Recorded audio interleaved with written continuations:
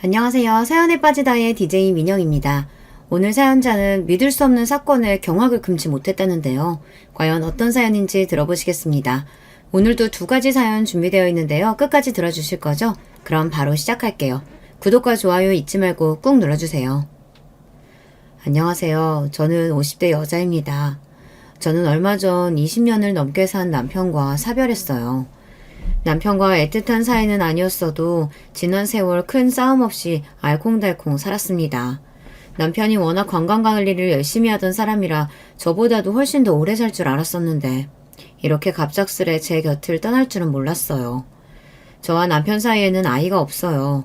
저와 남편은 결혼하고 나서 2번 아이가 생겼었는데요. 2번 다 이유 없이 유산이 되는 바람에 아이를 2번이나 잃었거든요. 그 이후 난소에 종양이 생기면서 수술을 한 뒤로는 아예 임신 생각을 접고 둘이서 행복하게 살기로 했어요. 물론 한 번씩 아이가 갖고 싶다는 생각을 하기야 했지만 40대가 넘어가면서부터는 저희 부부에게 찾아오지 않은 일에 대해 더는 욕심내지 말자 마음으로 접었습니다. 남편은 여러모로 대단한 사람이었어요. 평범한 가정에서 태어나 죽기 전까지 100억대의 재산을 보유하고 있었으니 존경받아 마땅한 사람이었죠. 남편은 돈을 참 좋아하는 사람이었어요. 사실 제가 남편을 처음 만났을 때는 세상에 무슨 이런 사람이 있나 싶을 정도로 돈만 쫓으며 살길래 걱정이 됐었는데 만나다 보니 이런 남자랑 살면 평생 밥 굶을 걱정은 안 해도 되겠구나 싶더라고요. 남편과 저는 사회인이 되고 나서 대학교 모임에서 우연한 계기로 다시 만났어요. 남편은 같은 대학 선배였는데 졸업하고 만났더니 많이 달라졌더라고요. 심지어 모임을 함께한 친구들과 선배들이 다들 남편을 부러워했어요. 뭐야, 진표, 너 차 바꿨어? 우와, 저거 1억은 넘는 차 아니냐? 너 요즘 투자해서 돈 좀 벌었다더니 진짜 많이 벌었나 보다? 야, 너 몰랐구나? 진표 이 자식 이번에 투자한 회사 상장해서 완전히 돈방 속에 앉았잖아. 진표, 너 이번에 서초동 오피스텔도 엄청 올랐다며? 아이고, 소식도 빨라요. 그냥 이것저것 관심 가지고 살다 보니 운이 좋았지 뭐. 서초동 오피스텔은 이번에 팔고 한남동으로 이사했어. 한남동? 설마 아파트? 신축인데 넓고 괜찮더라고. 와, 우리 나이에 한남동 아파트에 살다니. 그것도 자가로. 이진표, 너 진짜 출세했구나? 이 정도로 출세는 무슨. 주변에 투자 잘하는 사람들은 집도 몇 채씩 있고 외국에까지 집 사고 그래. 자식 겸손하게. 앞으로 좋은 정보 있으면 같이 공유 좀 하자. 너만 잘 나가지 말고 우리도 같이 좀 잘 나가보자. 그때까지만 해도 의뢰 남자들끼리 모이면 서로 잘났다고 떠드는 허세인 줄 알았어요. 남편이 대학 때도 투자 공부한다고 주식이랑 부동산 관련 책만 파고 다니는 걸 보긴 했었는데 아직도 저러고 다니나 싶더라고요. 그런데 남편의 말은 허세가 아니었습니다. 그 이후에도 모임 때마다 계속 만났는데 정말 성공하기는 했는지 여러 가지 사업을 한다며 외제차를 끌고 다니고 겉보기에도 사람이 점점 부티가 나더라고요. 그때 남편이 고작 30밖에 안 됐을 나이인데 소문에 벌써 자립해서 자수성가를 이뤘다고 했습니다. 그러다 보니 남편 주변에는 여자들이 항상 들끓었어요. 선배, 후배 할 거 없이 모임 장소에 남편만 나타나면 여자들이 남편 옆에 착 달라붙어 있었죠. 그런데 믿기지 않는 일이 벌어졌습니다. 남편은 그 잘난 애들을 다 마다하고 저에게 고백했어요. 바쁜 와중에 대학 친구들 모임을 빠지지 않고 나오던 이유가 바로 저 때문이라고 하더군요.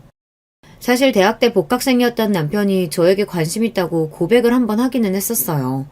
그거야 옛날 일이니 남편이 아직도 저에게 관심이 있을 거라고는 생각도 못했었는데 남편이 저에게 또 고백할 줄은 꿈에도 몰랐습니다. 사실 제가 대학 때는 남편에게 전혀 관심이 없었어요. 그런데 저도 사람이다 보니 졸업하고 승승장구 잘 나가는 남편의 모습을 직접 보니 저도 모르게 남편에게 끌리더군요. 저는 고민도 하지 않고 남편의 고백을 덥석 받았습니다. 이게 웬 떡인가 싶어서요. 하지만 그런 저와 남편을 두고 주변에서는 말이 많았어요. 저와 남편이 사귄다는 소식에 뒤에서 선배나 후배들이 저를 가지고 속물이라고 쑥덕거리는 소리를 직접 들은 적도 있었습니다. 주혜 선배 너무 웃기지 않아요? 학교 다닐 때는 진표 선배가 그렇게 좋다고 따라다녀도 관심도 없더니만 지금 와서 진표 선배 잘 나가니까 바로 넘어가는 거. 그러니까 모임 때도 혼자 술도 안 마시고 고생한 적 있더니만 뒤로는 열심히 진표 꼬시고 있었던 거지. 성격 같아서는 너희들이 뭔데 뒤에서 숙덕이냐고 따지고 싶었지만 안 볼 사이도 아니고 앞으로도 계속 볼 사이인데 그러려니 넘어갔어요. 사실 저에게 속물이라고 손가락질해도 저는 상관없었어요. 당시에 제 상황이 힘들어도 너무 힘들다 보니 욕을 먹더라도 남편과 잘해보고 싶었거든요. 그 마음만은 제가 생각해도 속물이 맞으니까요. 저에게도 남편이 간절했던 게 저는 남편과는 상황이 좀 달랐어요. 어릴 때부터 가난한 집에서 자라서 성인이 된 이후에도 제가 가장이나 다름없었거든요. 어릴 적부터 아버지께서 공사장을 전전하시며 벌어온 돈으로 동생까지 네 식구가 간신히 먹고 살았었는데 제가 대학 때 아버지가 다리를 심하게 다치시는 바람에 그마저도 할 수 없어 그때부터는 온 가족이 벌지 않으면 생활이 안 되는 지경이었죠. 저는 대학 때부터 내내 안 해본 아르바이트가 없었어요. 학비부터 생활비까지 싹 다 제 손으로 벌어야 했기에 연애니 결혼이니 관심도 없었습니다. 그러다 보니 결혼만이라도 경제적으로 풍족한 사람과 하고 싶었어요. 그렇지 않다면 아예 결혼은 하지 않을 생각이었습니다. 그런 저에게 남편은 딱 맞는 남편감이었죠. 물론 경제력만 보고 홀라당 넘어간 건 아니지만 어찌됐든 남편과 결혼하는데 그 점이 가장 크게 적용한 건 맞아요. 그리고 무엇보다 남편이 저에게 너무 잘했어요. 믿거나 말거나지만 제가 남편 첫사랑이래요. 남편은 저에게 헌신 그 자체였습니다. 결혼할 때도 식장부터 신혼집, 가구, 가전까지 모두 다 제가 원하는 대로 결정하게 해줬어요. 저는 꿈만 같았습니다. 평생 제가 갖고 싶은 거 하고 싶은 거 누리며 살아본 적이 단 한 번도 없었는데 남편과의 결혼으로 제 삶은 많은 것이 달라졌거든요. 남편과 저는 유명 배우들과 재벌 자제들만 산다던 한남동 빌라에서 결혼 생활을 시작했어요. 남편과의 결혼으로 제 인생은 180도 달라졌죠. 이게 꿈이라면 이대로 평생 깨고 싶지 않을 정도로 행복했습니다. 그런데 역시나 인생이 호락호락할 리만은 없습니다. 제 완벽해 보이는 결혼 생활에도 복병이 있었어요. 복병은 바로 시댁 식구들이었습니다. 시댁 식구들은 식구가 아니라 짐이나 다름없었어요. 처음 이야기한 대로 남편은 자수성가했습니다. 원래 시댁도 넉넉한 형편은 아니었는데 남편이 성공하면서 시댁 상황도 많이 변했나 보더라고요. 원래 시댁에 빚이 있었는데 남편이 빚도 다 갚는 건 물론이었고 시부모님 소원대로 서울 외곽에 전원주택을 사드리고 땅도 사드렸다고 하더라고요. 거기서 끝이 아닙니다. 시동생이 20대 초반에 군대를 막 제대하고 나왔을 때 동서를 만나 사고를 쳐서 할 수 없이 결혼을 해야 하는 상황이었는데 당시 직업도 없었던 시동생과 대학생이었던 동서를 위해 남편이 결혼 준비를 하나부터 열까지 다 준비해 준 건 물론이고 제가 결혼할 때까지도 시동생네 생활비까지 책임지고 있었어요. 결혼하고 한 달이 되었을 때 남편이 알아서 시부모님과 시동생에게 생활비를 입금해주는 모습을 보는데 저로서는 기가 막히더라고요. 아버님, 어머님이야 연세도 있으시고 따로 버시는 거 없이 농사만 지으시니까 자식으로서 도와드릴 수야 있다지만 동선에는 생활비까지 왜 주는 거야? 동서나 서방님이나 둘 다 아직 젊은데 돈은 본인들이 일해서 벌어야지. 사실 제가 처음 결혼했을 때 이해가 되지 않았던 게 서방님이나 동서나 둘 다 멀쩡하게 대학까지 나와놓고 제대로 된 직장도 없이 일도 안 하고 놀고 있다는 겁니다. 그게 둘 다 철없을 때 아기 낳아서 아둥바둥 키우며 살다 보니까 애 키우랴 나가서 가장 노릇하랴 힘든지 둘이 매일 싸우는 것 같더라고. 그럴 바에야 내가 도와주는 게 나을 것 같아서 애 클 때까지는 돈 걱정하지 말고 열심히 육아만 하라고 했어. 동서랑 시동생은 아무것도 없는 상황에서 어린 나이에 결혼해서 처음부터 시댁에 들어가서 살았나 봐요. 그런데 동서는 매일 시부모님이랑 부딪히고 시동생은 돈 벌겠다고 나가서 매일 사고만 치고 다니니 오히려 남편이 신경 쓸 게 더 많았답니다. 시부모님은 시부모님대로 며느리의 손주까지 끼고 사려니 힘들다고 하고 시동생은 돈 벌어보겠다고 나가서 몇 달 일도 안 하고 매번 힘들다고 그만두고 와서 동서와 매일 싸워대니 남편도 도저히 안 되겠다 싶어 생활비를 주기 시작했던 겁니다. 아무리 그래도 언제까지 도와주려고. 앞으로 조카도 계속 크고 시부모님 댁에서 독립도 해야 하는데 동서랑 서방님이랑 둘 다 자립은 해야지. 평생 내가 책임질 수 없으니 당신 말대로 자립시켜야지. 안 그래도 우리 회사 1층 로비에 커피숍이나 둘이 해보라고 할 생각이었어. 남편은 안 그래도 시동생에게 1층 로비에 커피숍을 해보라고 이야기하려고 했답니다. 남편의 말에 저도 이런저런 생각이 들었지만 나설 수 없었어요. 저로서는 할 말이 없는 게 지금까지 남편이 혼자 번 돈으로 가족들에게 쓰는 건데 이제 막 결혼한 제가 참견할 수는 없었죠. 그런데 문제는 오히려 시댁 식구들이 저를 견제한다는 겁니다. 지금까지 남편의 집안의 가장으로서 시댁 식구들 모두 책임지다시피 했는데 갑자기 제가 들어와서 남편이 변할까봐 신경 쓰이는 것 같았죠. 사실 결혼 전에도 시부모님이나 시동생이 남편과 저와의 결혼을 반기지 않는다는 느낌을 받기는 했어요. 시댁에 처음 인사드리러 갔을 때 남편이 잠깐 자리를 비운 사이 시부모님과 시동생이 이야기하는데 뭔가 좀 이상하더라고요. 아가씨가 참하고 너무 예쁘다. 암튼 내 아들이지만 여자 얼굴 너무 밝힌다니까. 결혼해봐야 여자 얼굴 예쁜 거 고작 3년이라고 그렇게 말을 해도 포기를 못해요. 그래도 작년에 데려왔던 그 아가씨보다는 더 참하네. 작년에 데려온 아가씨는 얼굴만 예쁘지 형 성질이 못되게 생겼잖아. 그러니까 결국엔 우리 아들이 못 참고 헤어졌잖아. 아이고 아버지 어머니 예비 형수 앞에서 그런 소리를 하면 어떡해. 형수 미안해요. 우리 부모님이 원래 이렇게 겉과 속이 똑같고 거짓말을 할 줄을 몰라요. 원래 결혼하겠다고 시댁에 인사 가면 이런 이야기도 듣고 하는 건가요? 저는 전혀 궁금하지도 않은 남편의 전 여자친구 이야기를 시부모님께 직접 들었습니다. 더군다나 시동생은 그런 시부모님이 순수하신 거라네요. 괜찮아요. 그래도 제가 제일 마음에 드신다는 거니까 저야 기분 좋죠 뭐. 저는 애써 웃어넘겼습니다. 그런데 그때 주방에서 과일을 가지고 나온 동서가 하는 말이 기가 막혔어요. 당신도 참. 아주버님이 학벌되지 능력되지 돈 많지 어디 하나 빠지는 게 없는데 말 안 해도 예쁜 여자들이 줄 서는 게 당연하지. 내가 시아주버님 정도 능력되면 절대 평범한 여자 안 만나. 연예인이나 모델 같은 여자들 만나지. 그래, 우리 둘째 며느리 말이 맞다. 우리 장남 정도면 재벌집 딸내미도 걸뜬하지. 하긴 우리 장남 앞으로 더 승승장구할 텐데 벌써 장가 보내는 게 맞나 몰라. 암튼 아가씨 이름이 주애라고 했나? 아가씨는 우리 아들 잡았으니 땡 잡은 거야. 순간 너무 황당해서 머리까지 다 화끈거렸지만 저는 애써 웃어넘겼습니다. 어쩌겠어요. 이미 남편하고 결혼하겠다고 마음을 먹은 이상 제가 참아야죠. 결혼하고도 마찬가지였습니다. 결혼한 이후 남편은 점점 더 잘 나갔어요. 투자해서 상장했던 회사가 게임을 개발했는데 그게 대박이 나서 남편이 아예 새롭게 게임 회사를 차렸어요. 게임 회사를 차린 지 3년 만에 남편은 회사 건물을 통째로 매입한 걸로도 모자라 투자 목적으로 건물을 사고 팔았습니다. 덕분에 저는 잘 나가는 회사 대표의 사모님이 되어 있었어요. 남편이 잘 나가니 저도 당연히 기쁘죠. 하지만 저는 마냥 이 상황을 즐길 수만은 없었던 게 남편이 얼마나 고생하고 힘들게 일하는지 바로 옆에서 지켜보다 보니 남편이 힘들게 번 돈을 마냥 쉽게는 못 쓰겠더라고요. 저는 결혼한 이후로도 결혼 전에 다니던 직장을 계속해서 다녔어요. 주변에서는 물론 심지어 남편까지도 다들 이해하지 못했지만 저는 그 편이 마음이 편했습니다. 남편 덕에 하루아침에 좋은 집에서 살게 됐고 생활비 걱정도 하지 않아서 제가 번 돈으로 친정도 도와드릴 수 있게 되니 더는 돈 걱정을 하지 않고 산다는 것만으로도 저는 행복했어요. 그런데 그런 제가 시댁 식구들 눈에는 마음에 들지 않았나 봐요. 시부모님은 물론이고 시동생이나 동서까지 만날 때마다 괜한 일로 꼬투리를 잡았어요. 한 번은 그런 적이 있습니다. 남편이랑 시댁에 잠깐 갔는데 신은 양말에 구멍이 났더라고요. 아침에 신고 나갈 때는 분명 멀쩡했을 텐데 워낙 바쁘게 일하다 보니 구멍이 난 줄도 몰랐던 거죠.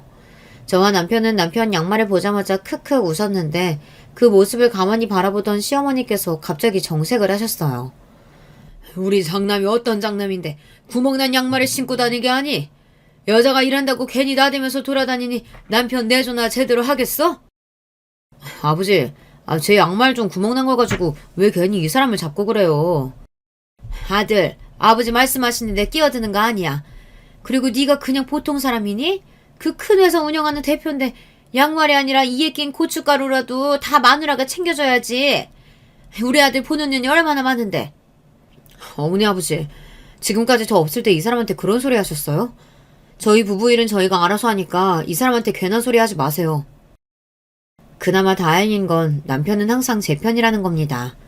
시부모님이나 시동생에게 드리는 비용에 대해 제가 일절 간섭하지 않는 대신 시부모님이나 시동생이 저에게 무례하게 구는 일에 대해서는 언제나 남편이 제 편을 들어줬어요.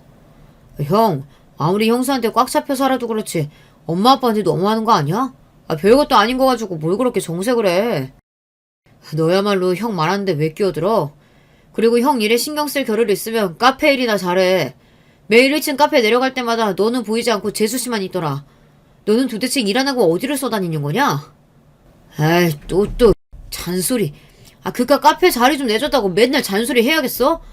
어차피 장사도 잘 안 돼서 애들 엄마만 있어도 충분해. 너 지금 그걸 말이라고 해? 사장이라는 놈이 가게에 붙어서 노력해야 장사가 잘 되는 거지. 너야말로 재수씨한테 다 맡겨놓고 매일 놀고 먹기만 하면 되겠어? 아주버님, 이 사람도 많이 노력하고 있어요. 요즘 워낙 경기가 안 좋아서 그런지 카페 매출이 자꾸 떨어져서 스트레스 받아서 그래요. 아무래도 저는 이 사람이나 장사에는 소질이 없나 봐요. 남편이랑 시동생은 큰 소리까지 내면서 다퉜습니다. 그 와중에 동사는 시동생 편을 들며 카페가 장사가 안 된다는 핑계를 댔어요. 그러면서 은근슬쩍 가게를 하기 싫다는 식으로 이야기를 꺼내더군요. 그 모습이 저는 너무 얄미웠어요. 남편은 크게 생각해서 1층 카페 자리까지 내준 건데 동서랑 시동생은 일하기 싫어서 매일 징징거렸거든요. 제가 보기엔 그 속이 뻔했습니다. 그전에는 아무것도 안 하고 놀면서도 남편에게 생활비 편하게 받아서 살았는데 이제와 카페 차려졌다고 생활비도 못 받고 일해서 먹고 살아야 하니 벌이가 신통치 않은 거죠. 이놈들이 그만 못해? 아무리 대가리들이 컸어도 어디 감히 부모 앞에서 자식들이 큰 소리를 내고 싸워? 아이고, 이래서 집안에 여자가 잘 들어와야 하는 건데 여자가 잘못 들어왔으니 집안에 큰 소리가 끊이질 않는다. 결국은 또 제 잘못이 되고 말았습니다. 시부모님은 항상 그런 식이었어요. 제가 아무런 행동을 하지 않아도 무슨 일만 생기면 제 잘못인 것처럼 뒤집어 씌웠죠. 갑자기 거기서 여자 얘기가 왜 나와요? 제발 좀 그만 좀 하세요. 남편이 제 편을 들면 들수록 시부모님이나 시동생은 저에게 반감을 가졌어요. 제가 아무리 남편 하는 일에 간섭하지 않는다고 해도 확실히 남편이 저와 결혼하고 나서 시댁에 챙기는 일이 줄기는 줄었으니까요. 사실 정확하게 말하자면 남편이 시댁을 챙기는 일이 줄어든 게 꼭 저 때문만은 아니에요. 남편이 회사를 차리고 나서는 아무래도 여기저기 돈이 회사에 묶이게 되니 마음대로 가족들에게 퍼질 수 있는 상황이 아니었던 거죠. 그런 것도 모르고 무식한 시댁 가족들은 무조건 저 때문이라고 생각했어요. 그러다 보니 저도 웬만해서는 시댁 식구들에게 꼬투리를 잡히지 않으려고 노력했습니다. 저도 할 말은 많지만 자꾸만 가족들끼리 문제가 생겨봐야 제일 힘든 건 남편이니까요. 밖에 일만으로도 남편은 항상 바쁘고 힘들어하는데 집안일까지 신경 쓰게 하고 싶지 않았어요. 하지만 그마저도 제 마음대로 되지 않았습니다. 제가 시부모님께 미움을 받을 수밖에 없는 결정적인 이유가 저에게 있었거든요. 결혼하고 지금까지 저와 남편 사이에는 아이가 없었어요. 그러다 보니 시부모님은 돌아가시기 직전까지 저를 며느리로서 살갑게 대해주시지 않았습니다. 만날 때마다 아이에 관련된 이야기가 나오면 항상 저는 죄인이었어요. 큰애 너 설마 우리 아들 속이고 결혼한 거 아니니? 그렇지 않고서야 어떻게 결혼한 지 10년이 다 돼가는데 애가 안 생길 수가 있어? 아이고 내가 죽을 날도 얼마 안 남았는데 송구스러워서 하늘 날아가서 조상님들 얼굴을 어떻게 보나 몰라. 죄송해요. 어머님 아버님 마음 모르는 거 아닌데 저랑 진표씨는 그냥 아이 없이 살기로 했어요. 모든 제 잘못이라고 생각하는 시부모님 앞에서 길게 이야기해봐야 저에게 좋을 게 없었습니다. 그냥 제가 잘못했다고 죄송하다고 인정하고 넘어가는 편이 훨씬 더 나았어요. 아주버님이 우리 진영이랑 수영이 예뻐해 주시는 거 보면 너무 감사하긴 한데 어떨 때 보면 참 안쓰러워요. 조카도 저렇게 예뻐하시는데 본인 자식 생기면 얼마나 예뻐하실까 싶어서요. 결혼한 세월이 길다고 해도 시부모님의 구박은 언제나 힘들고 지치는데 그 와중에 동서는 항상 나서서 한수를 더 떴어요. 그 모습이 시부모님보다 더 얄미웠습니다.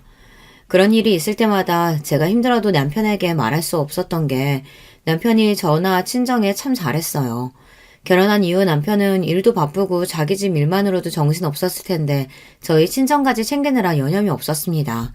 결혼 전에 저희 친정 부모님 사시는 걸 보더니 마음이 쓰였는지 결혼 준비하시라고 먼저 부모님께 따로 돈을 챙겨드렸나 보더라고요. 그뿐이 아니에요. 결혼 후에도 친정에 가기만 하면 용돈 하시라고 두둑한 봉투를 건넸습니다. 거기에다 제 동생도 좋은 자리에 취직까지 시켜주고 동생이 결혼할 때 신혼집까지 구해줬습니다. 세상에 이런 남편이 어디 있겠어요. 시부모님이 무례하고 시동생이랑 동서가 정신이 좀 나갔어도 제가 참고 살아야죠.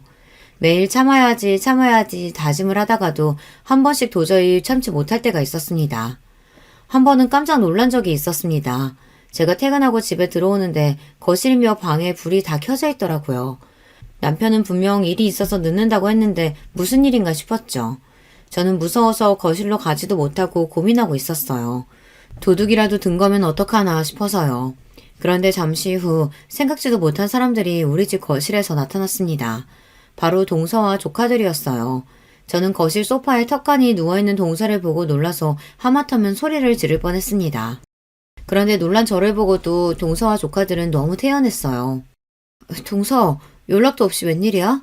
거실이랑 방에 불이 다 켜져 있길래 도둑이라도 든 줄 알고 깜짝 놀랐잖아. 어머, 도둑이라뇨, 형님. 무슨 말씀을 그렇게 서운하게 하세요. 원래 애들 어릴 때부터 아주버님 집에 우리 집처럼 자주 왔다 갔다 했는걸요. 비밀번호도 아주버님이 가르쳐 주셨어요. 저는 처음 듣는 소리였습니다. 남편이 가족들 일이라면 끔찍한 거야 잘 알지만 그렇다고 이렇게 아무 때나 서로의 집에 마음대로 드나드는 줄은 생각도 못했어요. 나는 들은 적 없어서 몰랐네. 서로 자주 왕래하고 지내면 좋지. 근데 무슨 일이야? 무슨 일은요. 그냥 어머니께서 김치 담그셨길래 아주버님 좋아하시니까 냉장고에 넣어드리려고 온 거죠. 근데 아주버님은 늦으세요? 명분은 시어머니께서 남편이 좋아하는 파김치를 담그셔서 동서가 우리 집에 가져다 주러 왔다는데 김치를 냉장고에 넣어두고도 한참을 안 가고 서성했어요.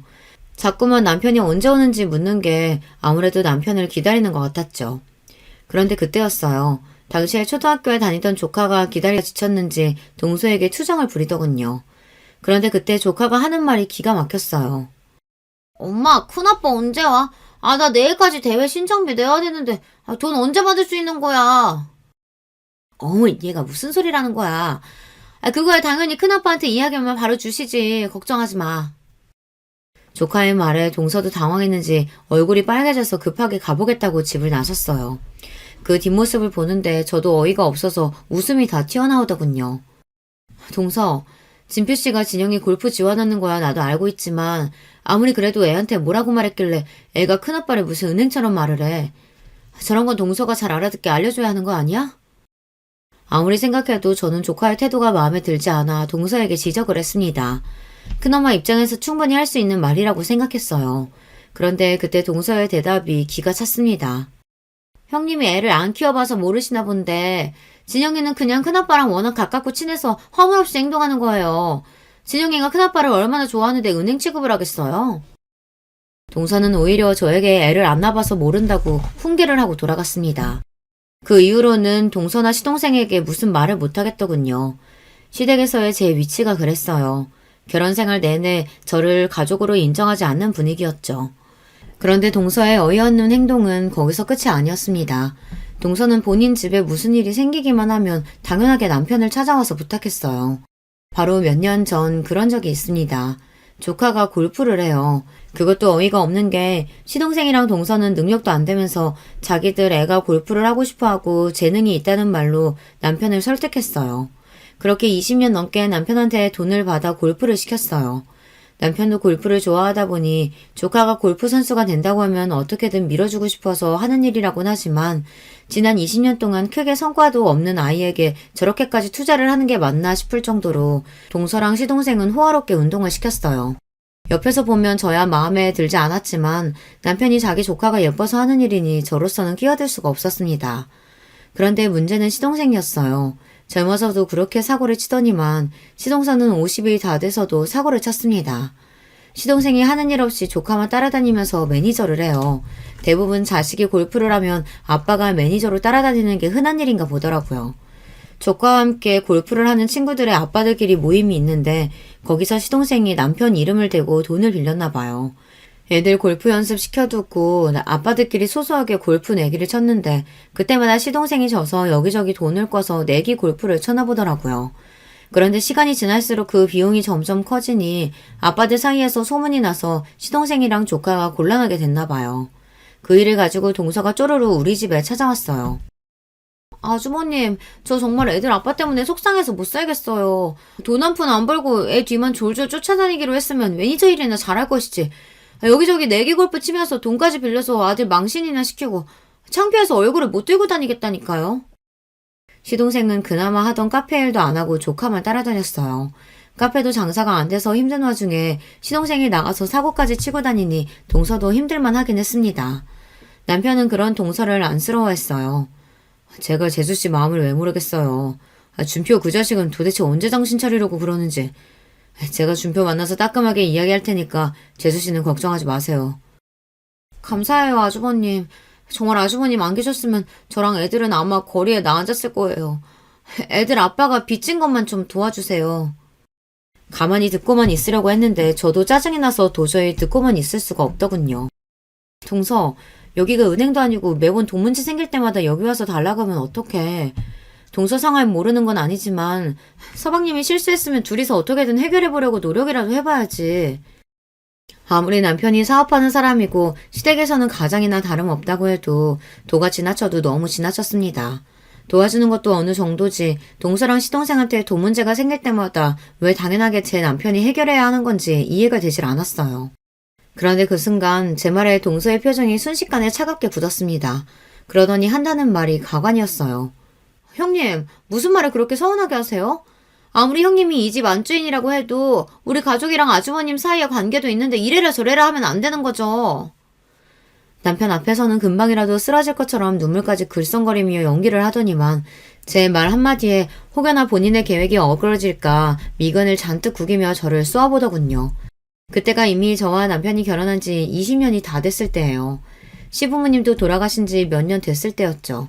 아무리 저와 동서가 지난 세월 동안 남보다 못한 관계로 대면대면 살았다고 해도 시댁에 크고 작은 일이 있을 때마다 서로 도우며 지냈는데 이제와 제가 싫은 소리 조금 했다고 우리 가족 어쩌고 하면서 저만 쏙 빼놓고 이야기를 하니 기분이 팍 상하더군요. 여보, 당신도 그만해. 재수씨가 얼마나 힘들었으면 나까지 찾아와서 이러겠어. 내가 그동안 회사일 때문에 신경 쓰느라 조카들이고 재수씨고 신경을 못 썼어요. 준표일은 내가 알아서 해결할 테니까 재수씨는 걱정하지 말고 돌아가세요. 가는 세월은 못 잡는다더니 남편도 많이 변했습니다. 그전에는 무슨 일이든 제 편을 들어주더니 남편도 나이가 들기는 들었는지 자기 핏줄을 더 챙기더군요. 그전에는 시동생이 사고를 치면 한심하게 생각하는 것 같더니만 이제는 나이 먹은 동생이 아직도 자리 못 잡고 방황하고 다니는 게 안쓰럽답니다. 그러면서 저에게 하는 말이 우리한테는 자식도 없으니 시동생이랑 동서네를 자식처럼 챙기자고 하더라고요. 그때까지만 해도 저는 남편 말을 들어주고 싶지 않았어요. 지난 세월 시부모님이나 시동생 부부에게 제가 어떤 취급을 당하면서 살았는데 자식은 무슨 자식이냐고요. 그런데 살다 보니 인생이라는 게 참 짧아도 너무 짧더군요. 어느 날이었어요. 믿기지 않는 일이 벌어졌습니다. 그날은 남편이 지방으로 출장을 갔다가 일주일 만에 집에 돌아오는 날이었어요. 남편은 본인이 오랫동안 집을 비운 게 미안하다며 그날 저녁은 오랜만에 제가 좋아하는 파스타를 먹으러 가자고 했어요. 식당을 예약까지 했다고 했습니다. 그런데 기다리던 남편의 전화는 오지 않고 모르는 번호로 전화가 걸려왔습니다. 이진표 씨 보호자분 되시죠? 현재 이진표 씨께서 병원 응급실에 실려 계십니다. 바로 병원으로 좀 와주시겠어요? 그때까지만 해도 단순 교통사고라고 해서 그냥 좀 남편이 다쳤나 보다 했어요. 그런데 남편은 제가 병원에 도착하기까지 기다리지 못하고 숨을 거뒀습니다. 남편은 중앙선 침번으로 반대편에서 오는 차와 부딪혀 사고가 났다고 하더라고요. 남편은 그렇게 저만 남겨두고 하늘나라로 떠나버렸습니다. 남편이 죽고 난 뒤 저는 49제를 지낼 때까지 매일 눈물을 흘렸습니다. 참아보려고 해도 텅 빈 침대만 보면 눈물이 절로 흘렀어요. 저도 제가 이 정도로 남편을 생각하고 아끼는 줄은 몰랐었는데 남편이 떠나고 나니 비로소 남편의 소중함을 알겠더라고요. 아이들도 다 크고 독립해서 앞으로 남편과 오순도순 노후를 맞이할 일만 남았다고 생각했는데 갑작스레 남편이 허망하게 가버렸으니 인생이 너무도 허무하고 초라했습니다. 그러던 어느 날이었어요. 웬일로 동서가 집에 찾아왔더라고요. 그것도 저를 주겠다고 제가 좋아하는 라떼와 치즈케이크를 만들어 왔더라고요. 형님, 혼자 마음고생 많이 하셨죠? 제가 명색이 하나뿐인 동서인데 자주 못 찾아뵈서 죄송해요. 이거 형님이 좋아하는 라떼랑 케이크니까 드시고 힘 좀 내세요. 아, 그리고 형님 드시라고 제가 사골도 끓여왔는데 이거는 냉동실에 넣어둘게요. 먼저 커피 드시고 계세요. 동서는 어울리지 않게 저를 주겠다고 반찬이랑 사골까지 바리바리 짐을 싸들고 왔더라고요. 저는 아무래도 이상해서 주방으로 가는 동서의 뒷모습을 가만히 바라보았습니다. 그런데 이상한 게 동서는 어딘가 신나 보였어요. 남편이 죽고 힘들어하는 저를 위로하겠다고 온 것 치고는 발걸음도 가볍고 심지어 콧노래까지 부르고 있었습니다. 그러더니 한다는 말이 기가 막혔어요. 이번에 우리 진영이 대회에서 상 받은 거 아시죠? 애가 재능은 있기는 한데 자꾸 큰 대회만 나가면 실수해서 걱정이에요. 그래도 제가 무슨 낙으로 살겠어요. 남편 복은 없어도 자식 복은 있는지 애들이 다 착하고 성실해서 그 맛에 산다니까요. 형님도 자식 하나만 딱 있으면 지금 그렇게 힘드시진 않을 텐데. 원래 그렇잖아요. 남편이라는 게 옆에 있으면 귀찮고 없으면 허전하고. 역시나 동서였습니다. 입만 열었다 하면 헛소리를 해대니 또 제 신경을 건드렸습니다. 진영이 잘한다고 하니 다행이네. 남편도 하늘에서 뿌듯해할 거야. 근데 자랑 다 끝났으면 그만 가봐. 내가 오늘은 영 힘이 없는 게 동서 자랑 받아줄 기분이 아니네. 어머머, 죄송해요 형님. 제가 자랑하러 온 건 절대 아니고 형님 어떻게 위로해줘야 몰라서 이러는 거예요. 형님도 아시죠? 저 푼쓴 거. 커피 얼른 드세요. 케이크도 좀 드시고요. 기껏 위로해주겠다고 와서는 자기 이야기만 하고 실실 웃어대는 꼴이 그날따라 유난히 거슬렸던 저는 동서가 가져온 케이크와 커피도 이상하게 찝찝했습니다. 평소라면 생각할 것도 없이 바로 입에 가져갈 만큼 좋아하는 것들이지만 도무지 식욕이 생기질 않더군요. 저는 아무래도 먹고 싶지 않아 동서 앞에 있던 컵과 제 컵을 바꿨습니다. 동서는 라떼를 절반이나 먹었길래 제 것까지 더 먹더라고요. 그런데 잠시 후 믿기지 않는 일이 벌어졌습니다. 냉장고에 반찬을 넣고 돌아온 동서가 제가 바꿔놓은 라떼를 벌컥벌컥 마시더니 잠시 뒤 말도 안 되는 일이 벌어지고 말았어요. 동서가 그대로 바닥에 쿵 소리를 내고 쓰러지고 말았습니다. 저는 너무 놀라서 동서를 흔들다가 도저히 일어나지 않아 곧바로 119에 신고를 했어요. 구급차를 타고 곧장 응급실로 갔는데 응급실에서 동서 상태를 보고 하는 말이 황당했습니다. 혹시 환자분이 스스로 목숨을 끊으려고 하신 건가요? 위에서 다량의 수면제 성분이 나왔어요. 이 정도면 치사량 수준이라고요. 동서가 스스로 목숨을 끊으려고 할 정도로 다량의 수면제를 복용해서 바로 장 청소를 해야 한다고 하더군요. 저는 너무 어이가 없고 기가 막혀서 한동안 말을 할 수가 없었습니다. 그러니까 제가 만약 컵을 바꿔놓지 않았다면 동서가 마신 커피를 제가 마시게 돼서 응급실 침대에 눕게 되는 건 동서가 아니라 제가 된다는 이야기였죠. 저는 곧바로 경찰에 연락해서 집으로 돌아와 동서가 먹다 남긴 컵을 경찰에게 넘겼어요. 그리고 그날 있었던 일을 자세하게 설명했어요. 며칠 뒤 동서가 퇴원한다고 해서 제가 직접 데리러 병원까지 갔습니다. 동서에게 할 말이 너무 많아서 도저히 참을 수가 없더라고요. 형님, 애들 아빠가 데리러 오기로 했는데 형님이 힘들게 뭐하러 오셨어요? 병실에 나타난 저를 보고 동서는 귀신이라도 본 듯 놀라서 눈도 마주치지 못했습니다. 그럴만했죠. 그래도 인간이라면 응당 그래야 맞죠. 서방님 동서 데리러 안 와. 내가 그럴 필요 없다고 했거든. 제 말에 동서는 토끼눈이 돼서 그게 무슨 소리냐고 물었어요. 그 모습이 가스러워서 저도 모르게 피식 웃음이 다 나더군요. 왜는 왜야. 나랑 같이 경찰들이 동서 데리러 왔으니까 그렇지. 동서는 이제 영영 그 집으로 못 돌아가. 평생 감옥에서 썩을 생각해. 뭐라고요? 그게 무슨 소리예요? 내가 감옥에 왜 가? 오수영 씨는 이진표 씨의 죽음에 대한 혐의와 김주혜 씨에 대한 모실 미수 혐의로 체포합니다. 당신은 무피권을 행사할 수 있고. 당신은 무슨 소리 하는 거야? 내가 죽이긴 누굴 죽였다 그래? 이거 놓으라고! 동서는 병원에서 퇴원하자마자 경찰들에게 붙잡혀 끌려갔습니다. 자기는 아무 잘못도 없다고 증거 가지고 오라고 소리소리를 지르는데 그 모습이 얼마나 추악한지 온몸에 소름이 다 돋았어요. 동서는 경찰서에 가서 조사를 받으면서도 끝까지 본인은 잘못한 것이 없다고 딱 잡아댔대요. 하지만 증거가 너무도 확실했습니다. 이게 다 어떻게 된 일이냐고요? 사실 남편이 죽었을 때 다른 가족들에게는 말하지 않았지만 남편 부검을 했어요. 평소 남편은 자기 관리가 확실한 사람이에요. 그런 사람이 졸음운전을 했다는 건 도무지 믿을 수가 없었습니다. 그런데 부검 결과 남편의 몸속에서 수면제 성분이 나왔어요. 처음엔 경찰이 저를 의심하더라고요. 아무래도 남편이 재산이 100억이나 되는 자산가이다 보니 이런 경우 가족들이 범인인 경우가 많다고요. 하지만 당시 남편의 몸에서 나온 수면제는 일반적인 병원에서 처방받는 약물이 아니라 정신과에서 처방받는 약이었어요. 근데 저나 남편의 의료기록에서 처방 기록이 나오지 않아 증거가 될 수 없었습니다. 더군다나 당시에 남편이 출장을 일주일이나 다녀온 이유라 저와 남편은 일주일 동안 만나지 않은 상태였거든요. 그러다 보니 저에게도 혐의점이 없었고 저는 특별한 증거가 더 나오지 않아 수사가 제대로 마무리되지 않은 상태로 장례를 치렀습니다. 그런데 장례 치르고 난 뒤 남편의 짐을 정리하던 중 남편의 핸드폰에서 이상한 메시지를 하나 확인했습니다. 남편이 사망한 날 오전에 조카와 통화한 내용이 있더라고요. 저는 모르고 있던 일이라 이상해서 곧바로 경찰에게 연락했는데 경찰에서 사건 당일을 확인한 결과 조카가 골프대회 중이라 응원차 서로 통화한 거라고 하더라고요.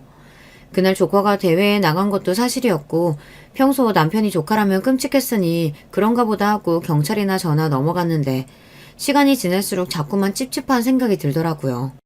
남편이 스스로 목숨을 끊으려고 수면제를 구해 먹었을 리 없고 누군가 먹이려고 작정을 했다면 사건 전날이든 당일이든 무슨 수를 써서든 연락을 해왔을 텐데 남편의 핸드폰에는 조카와의 통화 말고는 누구와의 연락도 없었습니다. 그런데 남편이 죽고 저를 찾아온 동서가 저에게 주려고 했던 커피를 먹고 쓰러지자 그 순간 확신이 들더군요. 아, 인연이구나. 인연이 나 남편을 죽이고 나까지 죽이려고 했구나. 다량의 수면제를 복용하고 병원에 입원한 동서를 두고 저는 곧장 경찰서에 가서 이 사실을 알렸습니다. 그리고 커피에 남아있는 수면제 성분이 남편을 죽인 그 수면제와 같은 약인지부터 조사했어요. 그런데 제 생각이 맞았습니다. 두 약은 성분이 일치했어요. 경찰은 이것만으로는 증거가 되지 않는다고 조금 더 조사를 해봐야 한다고 했어요. 그러고는 동서가 정신과에서 수면제를 처방받은 적이 있는지 확인했어요. 그런데 동서의 의료 기록에는 전혀 수면제를 처방한 기록이 없었어요. 저는 답답해서 곧바로 다시 동서가 입원한 병원으로 향했습니다.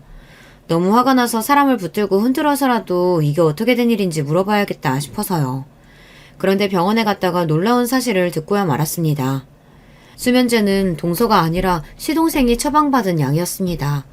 동서 상태가 좋지 않아 보호자가 병실에 들어갈 수 없는 상황이라 저는 답답함을 호소하며 병실 앞에 앉아있던 시동생에게 제 마음을 다 털어놨어요. 그러자 제 말에 시동생이 눈이 동그래지며 그게 사실이냐고 되묻더군요. 그러더니 하는 말이 기가 막혔어요. 그 수면제 제가 먹던 거예요. 내가 그 정도는 아니라고 안 먹어도 된다고 우겼는데도 애들 엄마가 사람 환자 취급하면서 꼭 먹여야 한다고 우겨서 처방받았거든요. 그랬습니다. 이제야 막막했던 퍼즐이 풀리는 것 같았어요. 흔히 수면제는 우울증 같은 정신적인 질병으로 불안증을 앓을 때 처방받는 거라고 생각했었는데 알고 보니 시동생이 몇 년 전부터 도박 중독으로 치료센터를 다니며 치료를 받았다고 하더라고요. 동서가 치료센터를 안 가면 이혼하겠다고 난리를 쳐서 가긴 했는데 동서가 자꾸만 본인을 환자 취급하며 병원에 가둬두려고 하고 이상한 약도 자꾸 먹으라고 해서 결국은 얼마 전에 안 다니겠다고 병원을 뛰쳐나왔대요. 그랬으니 안 먹은 약도 집에 많을 거랍니다. 그럼 애들 엄마가 일부러 형을 죽였다는 거예요? 말도 안 돼. 형은 교통사고라면서요. 남편이 죽었을 때 저도 워낙 정신이 없기도 했고 머릿속이 복잡해서 가족들에겐 단순 교통사고라고 대충 이야기했어요. 워낙 갑작스러운 죽음이었기에 가족 모두 혼란스러웠거든요. 제 말에 시동생은 믿을 수 없다는 듯 인정하지 않았어요.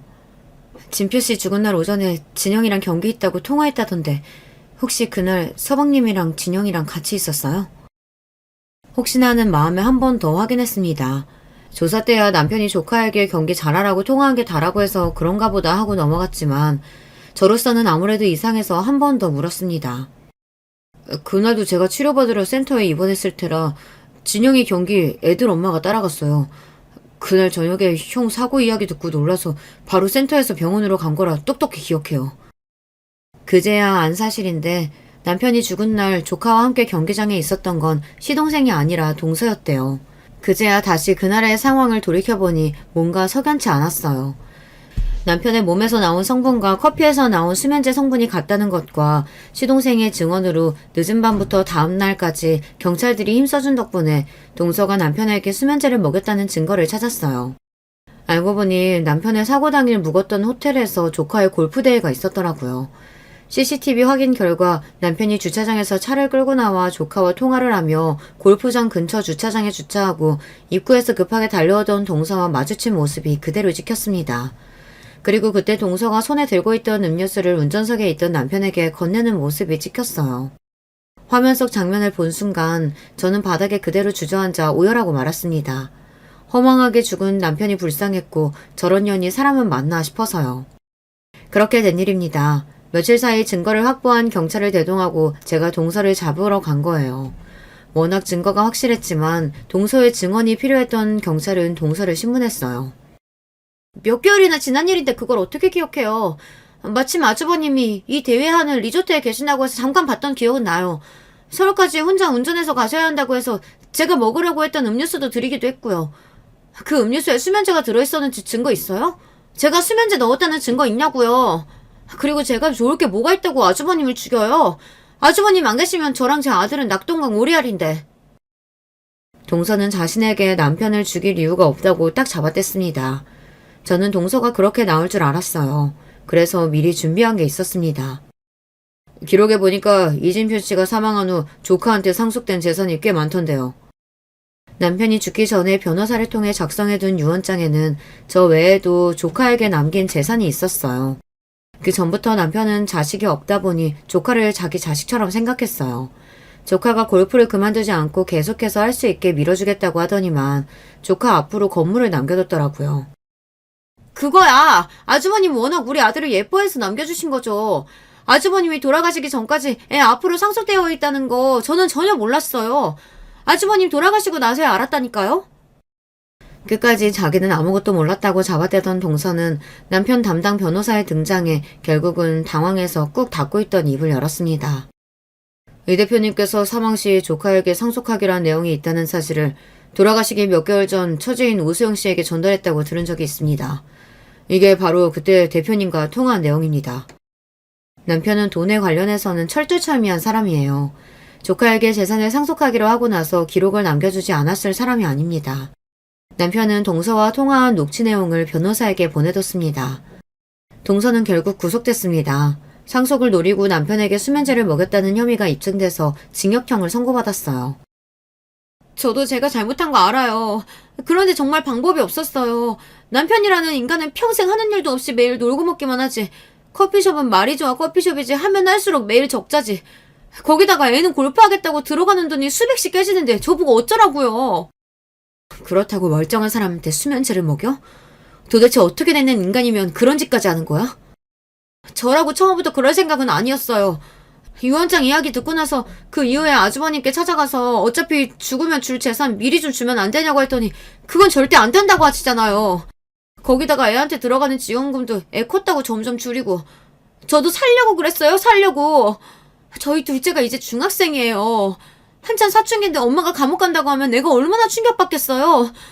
판사님 제발 좀 봐주세요. 동서는 끝까지 아직 미성년자인 자식이 있다고 호소했지만 재질이 워낙 불량해 받아들여지지 않아 형을 선고받았습니다. 그리고 최근 시동생은 동서와 이혼했어요. 당연한 결과였죠. 돈에 눈이 멀어 형을 죽인 아내와 어떻게 살 수 있겠어요. 그리고 법원에서 조카에게 상속된 재산을 다시 반환할 수 있다는 판결이 났습니다. 시동생도 당연히 저에게 주겠다고 했고요. 하지만 저는 아직 받지 않았습니다. 사실 어떻게 해야 할지 모르겠어요. 동서가 벌인 짓이야 당연히 벌을 받아 마땅한 죄지만 시동생과 조카들은 그렇지 않잖아요. 남편이 살아생전 조카들을 얼마나 예뻐했는지 제가 가장 잘 아는데 그 어미가 잘못했다고 해서 모든 걸 다 빼앗는 게 맞는 건지 모르겠어요. 하늘에 있는 제 남편은 어떻게 생각할까요? 제 마음 같아서는 동서가 저지른 잘못이라도 이미 상속된 재산이니 조카와 시동생 앞으로 살아가는 데 있어 필요한 곳에 알아서 썼으면 좋겠어요. 하늘에서도 남편은 조카가 골프로 성공하는 모습을 꼭 보고 싶어 할 것 같기도 하고요. 저는 아직도 결정하지 못했습니다. 동서 때문에 남편도 가정도 모두 다 잃었으니 하나도 빠짐없이 모두 다 뺏는 게 맞는 걸까요? 저야 운이 좋게도 남편이 남겨준 재산이 평생 쓰고 죽어도 남을 정도로 많아요. 그러다 보니 돈에는 욕심이 나지 않습니다. 어차피 저야 자식도 없으니 죽으면 남겨줄 가족도 없잖아요. 여러분의 생각은 어떠신지 댓글로 의견 남겨주시면 하나하나 읽어보고 참고하도록 하겠습니다. 그리고 앞으로 남은 인생 혼자서 잘 헤쳐나가라고 저에게 응원의 메시지 많이 남겨주세요. 끝까지 제 막장 스토리 들어주셔서 감사합니다. 여러분의 가정에는 항상 즐거운 일만 가득하시길 바랄게요. 안녕하세요. 저는 제 인생이 롤러코스터 놀이기구 마냥 여러 지점을 옮겨가는 것 같다고 생각하는 어느덧 중년 나이가 된 여성입니다. 부디 제가 살아온 이야기를 귀담아 들어주실 분들이 계셨으면 해요. 저는 꽤 평범한 가정 안에서 자란 아이였습니다. 평범하고 소소한 행복을 누리며 살아가던 저희 가족에게 어느 날 커다란 비극이 닥쳤습니다. 제 부모님께서 모처럼 평일에 함께 시간을 내서 두 분이 놀러 가셨다가 사고를 당하셨던 거예요. 현장에서 크게 다친 부모님께서는 병원 신세를 지게 되셨는데요. 저하고 언니는 그때 두 손을 맞잡고 매일같이 기도를 했었어요. 제발 두 분이 저희 곁을 떠나지 않게 해달라고. 그렇게 존재도 모르는 신을 향해서 빌고 또 빌었습니다. 그러나 병원에 실려오신 지 딱 일주일 만에 아빠는 돌아가셨죠. 그때 언니가 고등학생, 제가 중학생이었어요. 저희가 장례 절차이니 뭐니 이런 것들에 대해서 뭘 알겠나요? 아무것도 몰랐죠. 게다가 경황까지 없던 상황이었어요. 평소에 별로 친인척들과 왕래가 저희 가족은 없었습니다만 아빠가 돌아가시고 나서 많이들 찾아오셨어요. 저희 자매는 그걸 감사하게 여기며 엄마의 회복을 빌었죠. 엄마만이라도 제발 살아달라고 울며 빌며 난리도 아니었습니다. 하지만 아빠가 돌아가신 지 17일 뒤에 엄마 역시도 돌아가셨어요. 저의 자매는 한순간에 그 교통사고 때문에 고아가 되고 만 것이었죠. 그리고 치러진 엄마의 장례. 역시 슬픔 속에서 찾아주시고 도움 주신 친인척 분들 덕분에 엄마의 마지막 곁을 지켰다고 언니하고 저는 동시에 그렇게 생각했었어요. 앞으로가 걱정이 됐지만 어른들이 계시니까 어떻게든 방법이 있을 거라고 여겼죠. 그러나 그것은 저희 자매의 착각이었습니다. 유경아, 우리 앞으로 정신 바짝 차리고 살아야 할 것 같아. 아빠하고 엄마 앞으로 나온 약간의 보험금, 그리고 장례식장을 찾아주신 분들의 조의금까지 모두 다 우리가 빼앗긴 거였어. 언니, 지금 그게 다 무슨 소리야? 그게 말이 돼? 어떻게 그럴 수가 있어? 아빠 돌아가셨을 때 기억나? 아빠의 사촌형이라는 분이 큰 고모 안고 우리한테 와서는 그러셨잖아. 아무리 경황이 없고 정신이 없어도 제정신 박힌 자식들이라면 부모의 3일장을 치러줘야 맞는 거라고. 그런 것도 안 하면 사람 아니고 짐승이라고 그렇게 말씀을 해주셔서 우리는 당연히 따랐던 거였지. 엄마 돌아가셨을 때도 마찬가지였고. 그런데 지금 생각해보니까 우리 부모님 앞으로 들어오는 조의금들을 노린 거였어. 설마 우리 뒤통수 맞고 다 잃은 거야? 어떻게 어른들이 그럴 수가 있어? 그러면 우리한테는 남은 게 아무것도 없어? 아무것도 없는 것 같아. 우리 집에 남은 재산은 우선 청구된 병원비하고 장례식장 3일장으로 진행한 그 비용, 이런 걸 해결해야 할 것 같고. 언니가 말을 맺지 못하고 주저앉았을 때 저는 그 옆에서 세상이 떠나가라 울었습니다. 갑작스러운 부모님의 죽음 앞에서 그것을 온전히 애도하지도 못한 채로 저희 자매는 배신감으로 가슴이 찢어질 것 같은 고통을 겪어야 했어요. 제대로 된 어른이 저희 주변에는 없었던 거예요. 그나마 일찍 돌아가셨던 외할머니의 바로 아래 동생이신 저희 자매에게는 이모 할머니 되시는 분께서 멀리 사시는 와중에도 저희의 소식을 접하시고 손길을 내밀어 주셨습니다. 그런데 이모 할머니께서도 상황이 좋지는 않으셨어요.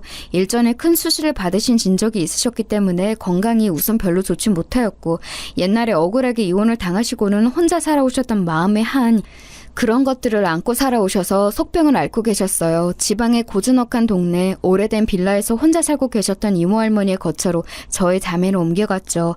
언니가 대표로 감사 인사를 드렸습니다.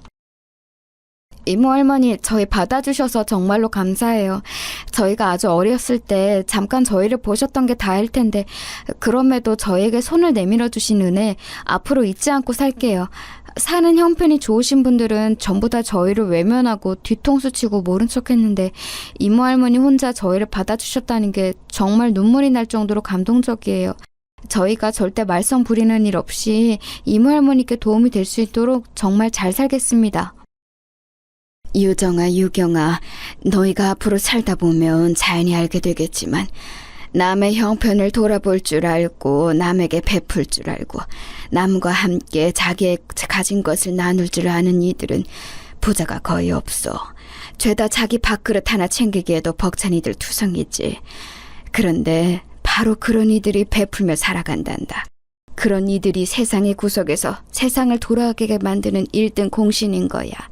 나는 너희 자매가 이 다음에 돈 많이 버는 사람, 사회적으로 성공한 사람, 이런 게 돼서 내가 무슨 큰 이득을 보기를 바라지 않아. 그저 남에게 온종을 베풀 줄 아는 사람이 되어서 좀 더 나은 세상을 만드는 것에 이바지하기를 바랄 뿐이지. 그게 바로 제대로 된 사람이고 인생인 거야.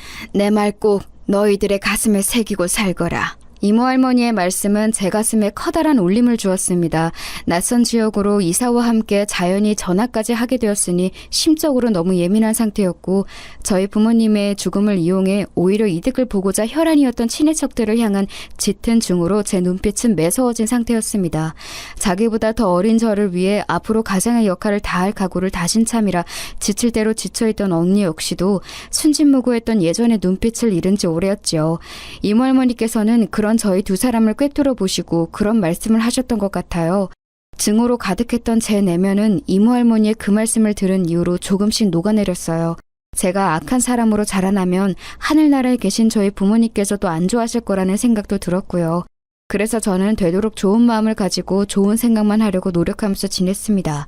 전학간 중학교에서 조용한 생활을 얼마간 마치자 금세 고등학교로 진학하게 되었어요.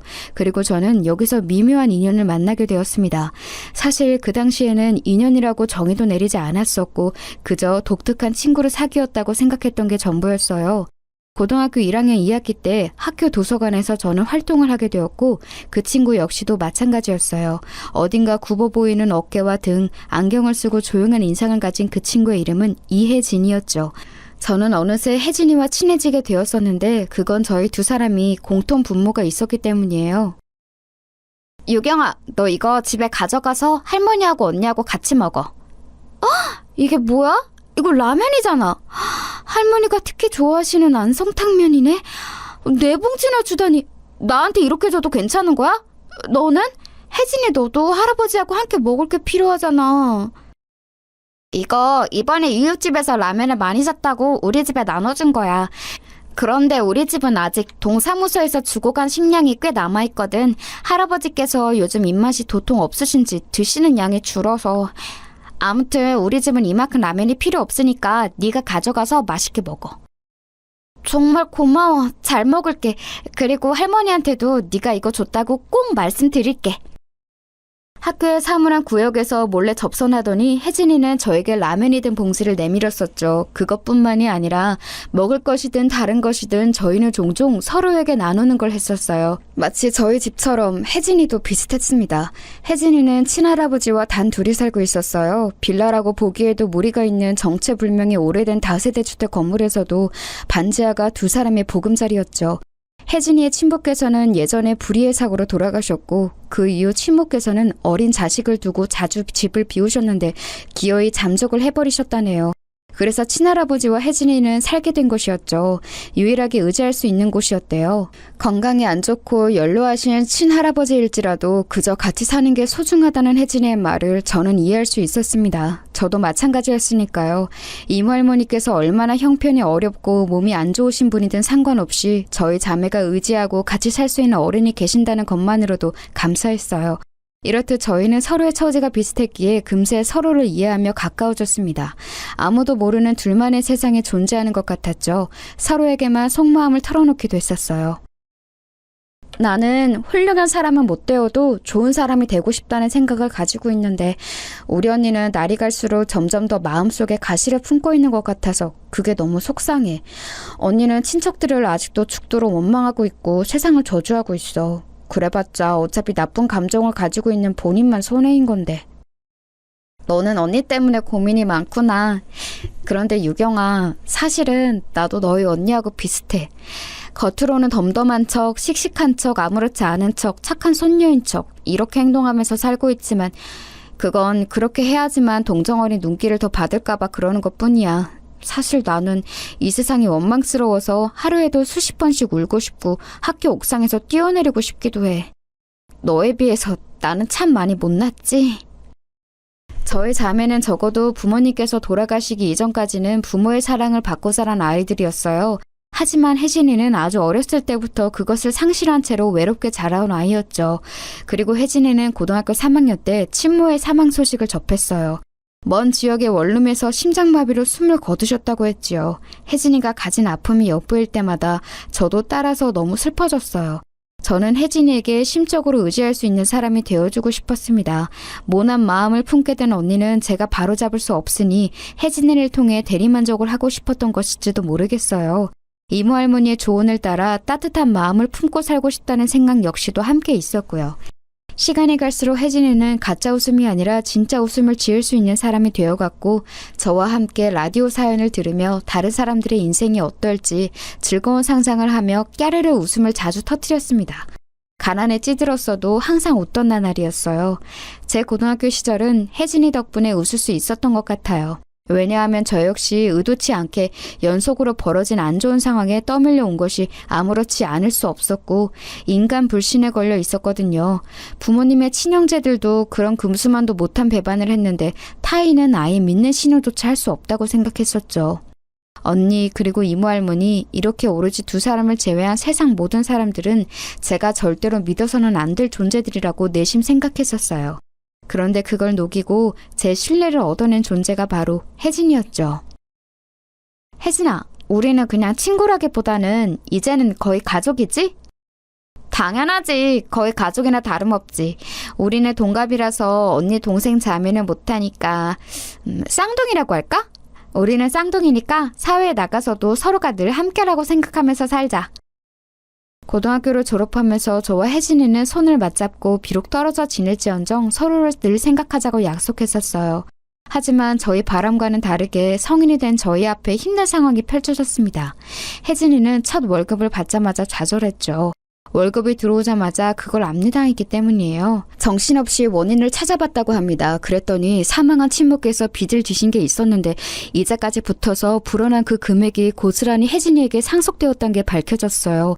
할아버지께서는 독촉장이라는 게 뭔지 알지 못하셨기 때문에 그걸 받으셨을 때도 그냥 간과하셨던 겁니다. 그래서 혜진이는 빚더미에 올라앉게 되었어요. 그 충격으로 할아버지께서는 쓰러지셨고 몇 달 뒤 영면에 드셨습니다. 혜진이가 어느 날 창백하게 질린 얼굴로 저를 찾아왔어요. 유경아, 미안한데 나 하루만 여기서 재워줄 수 있을까? 나 사는 자취방에는 이미 사채업자들이 들이닥쳐서 내가 거기로 들어갈 수가 없어. 그래서 너 지금 이 시간에 여기까지 온 거야? 당연히 재워줄 수 있지. 누추한 공간이지만 얼른 들어와서 몸 좀 녹여. 그 사채업자라는 놈들 왜 그렇게 악질이야? 네가 돈을 때마다 내고 있는데도 왜 착실하게 갚는 사람을 이렇게나 괴롭혀? 이제 보니까 돈만 목적인 게 아니라 사람 피말리고 괴롭히는 걸 즐기는 족속들 같아. 내가 잘못 걸려도 한참 잘못 걸린 거지. 힘없이 웃는 혜진의 얼굴에서는 어느새 진짜 웃음을 찾아볼 수가 없었습니다. 그날 이후로 저는 한참 고민했어요. 제가 좋게 살기로 노력해서 모은 돈이 통장에 있었습니다. 그걸로 혜진이를 도와줘야 하는지 이 고민이었죠. 그런데 3주 정도가 지났을 때였나? 혜진이한테 연락이 왔어요. 머뭇거리면서 힘겹게 묻더라고요. 돈 혹시 빌려줄 수 있냐고요. 그 목소리에 저는 눈을 감고 생각했습니다. 어려운 사람이 베풀고 산다는 이모 할머니의 말씀, 그게 떠올랐고 혜진이는 저에게 가족이나 다름없었기 때문에 저는 제 전 재산, 그때까지 모았던 1,000만 원을 모두 빌려주기로 결정했어요. 너 이거 네가 가진 돈의 전부잖아. 이렇게 나한테 건네줘서 정말 고마워. 이거라면 내가 당장 숨 돌리고 안심하면서 지낼 수 있을 것 같아. 꼭 갚을게. 진심으로 고마워, 유경아. 오는 혜진이를 보며 저는 비록 수중에 돈은 없었지만 잘한 결심이라고 생각했었어요. 혜진이가 어서 빨리 상황이 안정됐다는 연락을 주기만을 기다렸죠. 하지만 일주일이 지나고 한 달이 지나도 감감무소식이었습니다. 그때부터 초조해졌죠. 혜진이가 잠적했다는 가정은 떠올리고 싶지 않았어요. 그러나 반년이 지났을 때 혜진이가 머물렀던 곳까지 찾아가서 수소문을 해본 끝에 영영 자취를 감췄다는 사실을 알게 됐습니다. 설마 몹쓸 짓을 당한 걸까 싶어서 겁이 났었는데 혜진이가 짐을 다 챙겨서 이른 새벽에 길을 나서는 걸 목격한 동네 신문 배달부가 있었어요. 제 돈을 모두 가져간 혜진이는 아무 말도 없이 그렇게 저를 배신하고 떠났던 거예요. 귀한 돈을 다 잃었다는 상실감, 가족처럼 여겼던 사람에게 당한 배신, 이런 것으로 저는 제정신이 아니었습니다. 설상가상으로 이모 할머니께서 건강이 악화되어 병원 신세를 지게 되셨는데 병원비가 걱정이었어요. 그 1,000만 원이 있었다면 괜찮았을 텐데 이런 생각으로 하염없이 눈물이 나왔습니다. 죄송해요. 제가 어리석어서 사람 볼 줄도 모르고 돈을 빌려주는 바람에 지금 할머니께서 치료비를 걱정하시도록 만들어버렸어요. 다 제 잘못이에요. 아니다, 그렇게 생각하지 말어. 어려운 일을 돕고자 했던 너의 마음은 결코 잘못되지 않았어. 그런 말씀을 힘겹게 남기셨던 이모 할머니께서는 얼마 후 그대로 돌아가셨어요. 그 이후로 저는 언니와 자주 싸웠고 관계가 조금 틀어져 버렸죠. 세상에 뭐 이따위냐며 욕을 하던 언니는 열심히 살 이유를 못 찾겠다고 하더니 웬 한량 같은 남자를 만나서 살림을 차려버렸습니다. 그리고 이듬해에 저는 조카가 생겼죠. 형부라고 하고 싶지도 않은 그 남자는 처자식 내버려두고 혼자 놀러 다니면서 언니 속을 문드러지게 만들더니 남의 차를 멋대로 타고 나갔다가 음주운전 사고를 내고 현장에서 숨을 거뒀습니다. 그 비극적인 사고의 뒷수습을 언니가 해야만 했죠. 심지어 조카는 뇌 쪽에 희귀 질환을 앓고 있는 걸로 밝혀져서 나이가 어릴 때 수술을 받을수록 예후가 좋다는 병원의 소견도 받게 되었고요. 여러 가지 빚만 지고 있는 상황이었는데 수술비가 당장 어디서 난단 말인가요? 제가 도와주고 싶었으나 제 코도 석자였습니다. 이제는 내가 너의 가족이 되어줄게. 앞으로 나만 믿고 너는 따라오면 돼. 고생 끝, 행복 시작이야. 이런 말을 해줬던 남자와 저는 결혼했습니다. 시댁에서 저를 반대했고 그래서 결혼식도 결국 못 올렸어요. 혼인신고만 하고 작은 투룸 빌라에서 결혼 생활을 시작했죠. 그는 저를 동정했고 측은하게 여겼으며 자기가 제 인생의 백마탄 완장님이 되고 싶다고 했었습니다. 그런 그를 저는 의지했고 고마워했죠. 하지만 그건 사랑이 아니었어요. 그게 문제였죠. 미천 하나 없는 제가 형부의 비극적인 사고, 정신적으로 너무 피폐해져서 일상생활에 지장이 생긴 언니, 수술이 필요한 조카, 이런 문제들을 안게 되자 그는 저를 점점 멀리하기 시작했습니다. 그러더니 결국 저를 버렸어요. 저와 결혼한 걸 후회한다면서 말입니다. 네가 일말의 양심이 있다면 제발 나를 놓아줘. 너같이 불행한 여자하고 살고 싶은 남자는 세상에 아무도 없을 거야. 그게 할 소리야? 너는 책임감은커녕 의리도 없구나. 그래, 알았어. 나를 내치고 싶어서 안달난 네 소원 내가 들어줄게. 저는 눈물로 이혼을 해줄 수밖에 없었죠. 그리고 어떻게든 탈출구를 찾기 위해 제 남은 가족인 언니와 조카를 위해 돈을 벌어보려고 했습니다. 단지 그것뿐이었는데 잘못된 판단으로 제가 있던 돈마저 다 잃고 빚까지 지게 됐습니다. 주식이라는 걸 알지도 못하면서 주변에 꼬드김에 넘어간 제가 바보였던 것이죠. 달동네 초입에 있는 낡은 집으로 옮겨간 저는 빛이 제대로 들어오지 않는 곳에서 생활하며 제 인생의 우울함은 곱씹고 또 곱씹었습니다. 어떻게 살아야 할지 막막했죠. 그러던 어느 날 주말 아침부터 동네에 감자를 파는 트럭이 오는 소리가 들렸어요. 종종 오는 트럭인데 그날따라 희한하게 국산 핵감자 한 봉지에 3,000원에 판다는 확송기에서 흘러나오는 그 음성이 왜 그렇게 반가웠는지 모릅니다. 슬리퍼를 신고 나갔는데요. 생각보다 감자 트럭이 집에서 멀리까지 가서는 정차를 한 상태였어요. 꽤 간 다음에 감자 한 봉지를 샀고 집으로 다시 돌아가던 길이었죠. 아직 반밖에 안 갔는데 제가 갑자기 길에서 고꾸라져 넘어졌습니다. 닿을 대로 달아 있었던 슬리퍼의 오른발 쪽이 그때 마침 수명을 다해서 끊어진 거였어요. 발등 위를 덮은 게 사라지니 순식간에 밑창만 남아버렸고 저는 무심코 오른발로 맨 바닥을 디딘 후에 그대로 엎어진 것이었죠. 일련의 과정들을 빠르게 머릿속으로 그려보고 나니까 그냥 웃음이 나오더라고요. 울음이 아니라 웃음이 나왔어요. 구질구질한 슬리퍼마저 버리지 못하고 신고 있다가 길바닥에서 넘어진 제 처지가 봉지에서 다 쏟아져 나와 제멋대로 땅을 구르고 있는 감자들의 광경이 그냥 그 순간 웃겼던 것 같아요. 이 모양 이 꼬라지가 왜 이렇게 웃길까? 내 인생 갈 때까지 갔다는 생각이 드네. 저는 미친 사람처럼 바닥에 엎어진 채로 어깨를 들썩거리며 웃었습니다. 그저 무력하게 어깨를 늘어뜨리고 땅을 본 채 가만히 앉아 피식피식 웃기만 하던 저는 언제까지고 이러고 있을 수는 없다는 생각이 들어서 어렵사리 몸을 일으켰습니다. 원래 주말 아침이 이러했던 건지 길목에는 개미새끼 한 마리도 안 다녀서 아무도 저를 도와주지 않았죠. 차라리 다행인지도 몰랐어요. 낡은 슬리퍼가 끊어져서 넘어지고 감자는 죄다 굴러다니고 이딴 초라한 모습 누구에게라도 별로 보이고 싶지 않았으니까요. 몸을 일으킨 저는 절뚝거리면서 우선 가까이 있는 감자부터 2알 정도 주워 담다가 문득 시야에 들어온 차 한 대를 보았습니다. 방향으로 따지자면 저희 집으로 가는 길목 쪽이었는데 세워져 있더라고요. 분명히 제가 넘어지기 전에는 저런 차가 서 있는 걸 본 적이 없었어요. 확실했죠. 왜냐하면 그 차는 이런 동네에서 보기 힘든 고급 외제차였기 때문입니다. 바로 눈에 확 들어왔기 때문에 제가 착각할 리가 없었어요. 그렇다면 제가 넘어진 뒤 실성한 사람처럼 한참을 웃고 있을 때 저 차가 나타났다는 건데 주차할 위치가 아니건만 왠지 시동이 꺼져 있는 것 같아서 저는 그 와중에도 이상하다라는 생각을 하면서 마저 감자를 줍기 시작했습니다. 꽤 멀리까지 굴러갔던 마지막 감자까지 주운 다음 밑창만 덩그러니 남아있는 오른쪽 슬리퍼를 챙기려고 넘어진 지점으로 다시 갔죠. 한숨을 쉬며 망가진 슬리퍼를 주우려는데 그제서야 저는 제 곁에 누가 서 있다는 사실을 알아차렸어요. 계속 바닥에 있는 감자들만 살피느라 주변에 누가 있는지 둘러보지 않았다는 점을 그제야 상기하고 소스라쳐서 그 사람을 쳐다봤죠. 제 또래의 여자 깔끔한 차림새는 어딘가 묘한 여유가 풍겼습니다. 머릿속으로는 이 여자는 뭐지? 라는 생각을 했을 때 상대가 놀랍게도 저에게 이런 말을 건네왔습니다. 슬리퍼 망가져서 어떡해? 혹시 어디 다치지는 않았어? 네? 실례지만 누구세요? 혹시 저 아세요?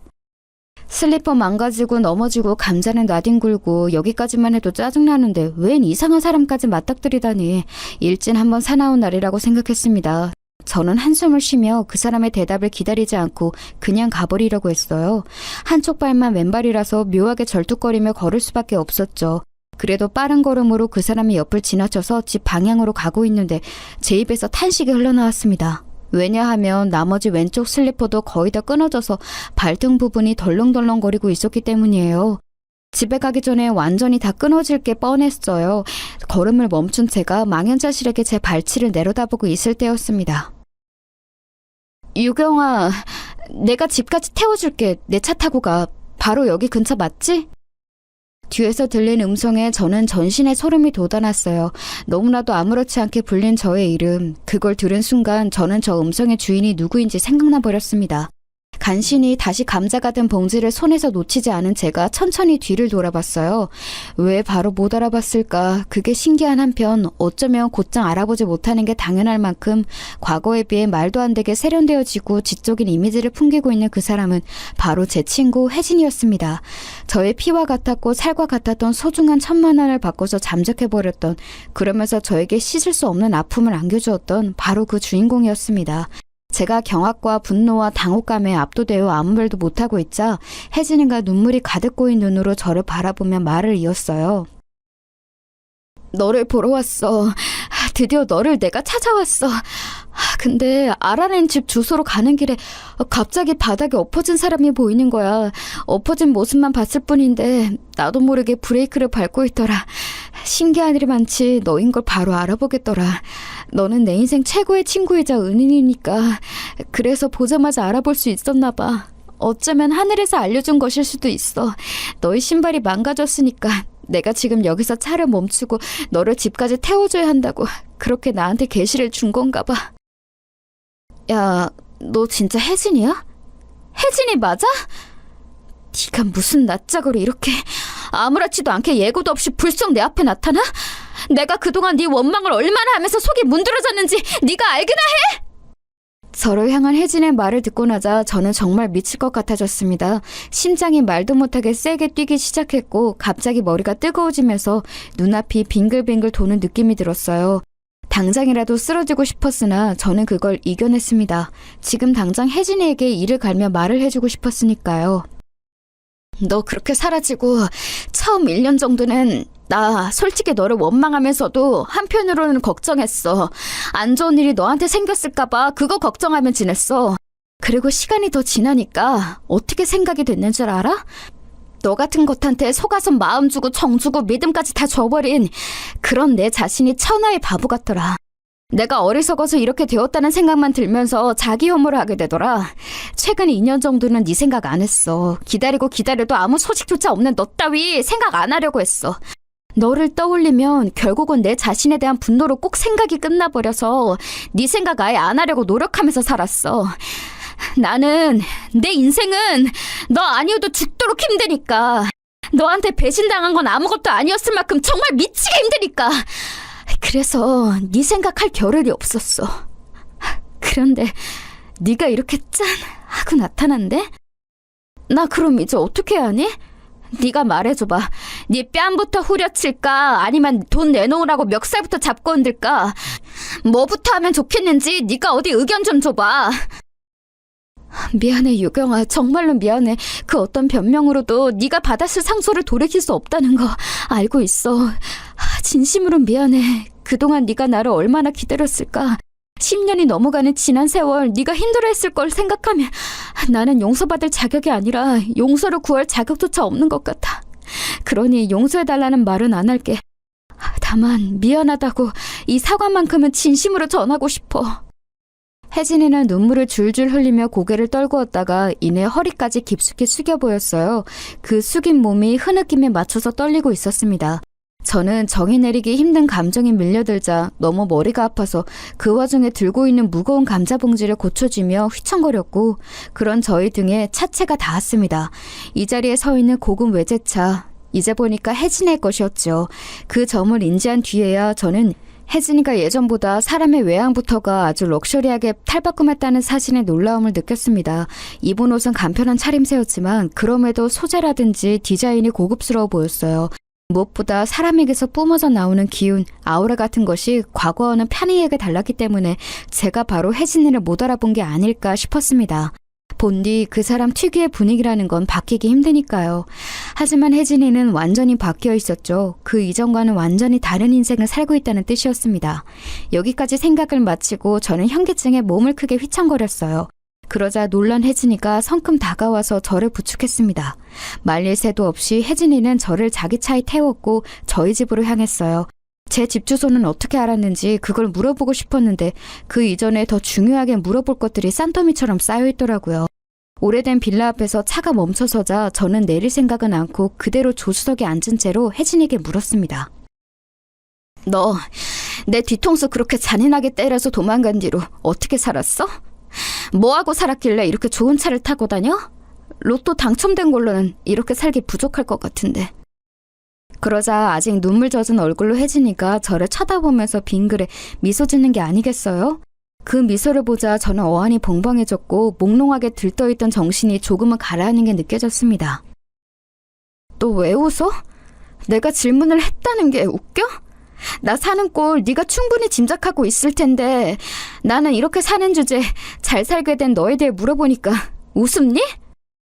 아니, 그래서 웃은 거 아니야. 고마워서 웃었어. 나에 대해 물어봐 줬다는 건 네가 나를 궁금해한다는 거니까 고마운 마음이 들어. 나는 그간 일본에서도 살았고 싱가포르에서도 살았어. 그렇게 살다가 한국에 들어온 지는 이제 2달이 다 되어가.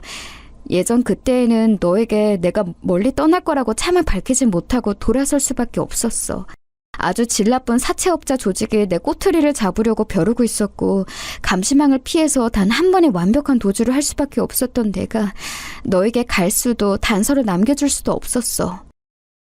혜진이는 차분하게 당시의 행적을 이야기해 주었습니다. 저는 차가운 표정을 유지하고 애를 썼지만 이야기를 들을수록 놀라움을 금할 수 없어졌지요. 마치 영화에서나 나올 법한 일이었어요. 혜진이는 가진 수를 다 써서 사채를 갚으려고 했지만 악질인 그놈들은 야비하게도 금액이 틀렸다는 궤변으로 혜진이를 압박했습니다.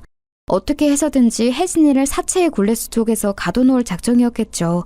그러다가 그 사채업자들이 새로운 조직폭력배들과 손을 잡고 일을 시작하게 됐다는 사실을 우연히 알게 된 혜진이는 그야말로 생명을 잃을지도 모른다는 공포를 느꼈다고 합니다. 단지 자기 목숨에 대한 것뿐만이 아니었고 자기와 연관된 주변 이들에 대한 걱정까지 같이 하고 있었죠. 예를 들면 바로 저 말입니다. 두려움에 휩싸여 있던 혜진이는 직장에서 만났던 분인 일본으로 취업 연결이 되어 떠났었던 사실을 떠올리자마자 몰래 출국할 작정부터 했던 거예요. 사람이 한 가지 생각에 빠지면 눈에 뵈는 것이 없다고 하죠. 그때 혜진이가 그랬었다고 합니다. 아무런 티를 안 내고 일상을 사는 척하다가 일본으로 도망가 버리는 계획을 성공하는 것에 사로잡혀 있었던 거예요.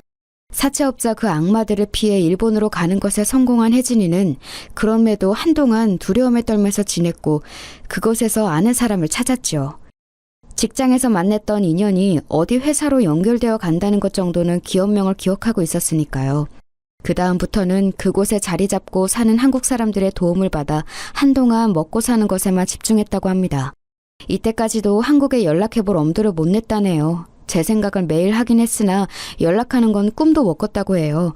자기 때문에 제가 어떻게 잘못될까봐, 피해를 입게 될까봐 망상처럼 번진 걱정으로 연락도 못한 채로 자기와 저의 인연이 끊긴 것처럼 보이게 하기 위해서 그렇게 지냈다고 합니다. 혜진이는 원래 야무지고 똑똑한 아이였어요. 그건 공부머리하고는 다른 거였죠. 저는 학창시절에 종종 혜진이가 만약 지독히도 어려운 이런 환경에서 나고 자라지 않았다면 엄청난 인물이 됐을 거라는 가정을 했었어요.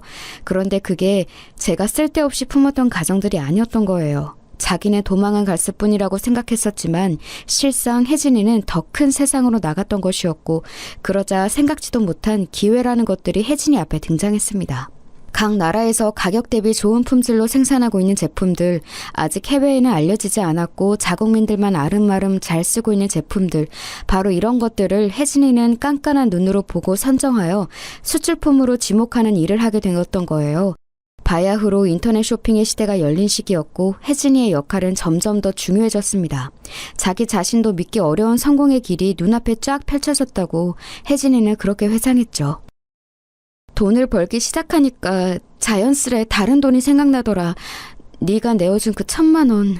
그리고 악질적인 사채업자들이 나에게 사기를 쳐대며 영원히 다 갚을 수 없을 것처럼 꾸며냈던 그 돈까지.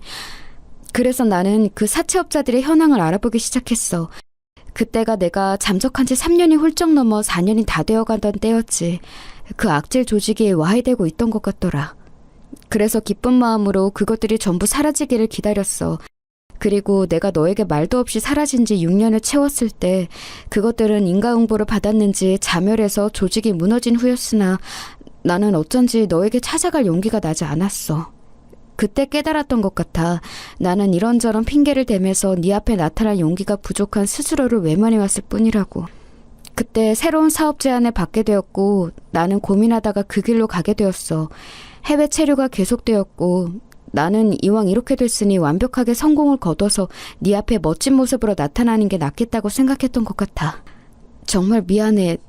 나 정말 많이 못났지. 너라면 분명히 알아서 잘 살고 있을 거라고 그렇게 속으로 여겼었어. 네가 이렇게 지내는 줄 알았다면 내가 진작 너를 찾아왔을 텐데.